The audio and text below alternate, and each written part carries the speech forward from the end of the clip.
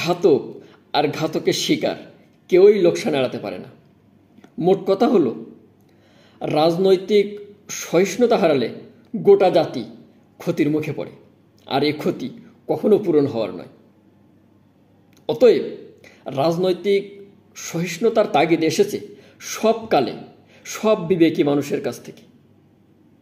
কখনো সেই তাগিদ সংশ্লিষ্টরা আমলে নিয়েছে, কখনো হয়েছে উপেক্ষিত, আর পরিণতি এসেছে সে অনুযায়ী।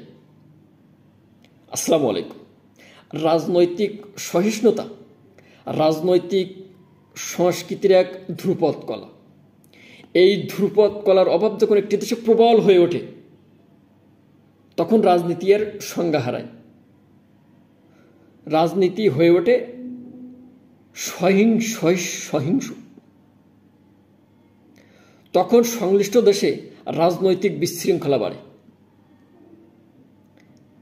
দেশ স্বাভাবিকতা হারায়, সবকিছু যেন ওলটপালট হয়ে যায়, সংঘাত সংঘর্ষ অনিবার্য হয়ে ওঠে। আর এর লোকসান পোহাতে হয় উভয় পক্ষকেই। ঘাতক আর ঘাতকের শিকার কেউই লোকসান এড়াতে পারে না।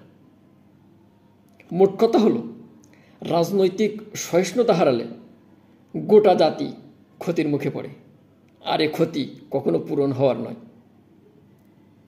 অতএব রাজনৈতিক সহিষ্ণুতার তাগিদ এসেছে সব যুগে, সব বিবেকী মানুষের কাছ থেকে।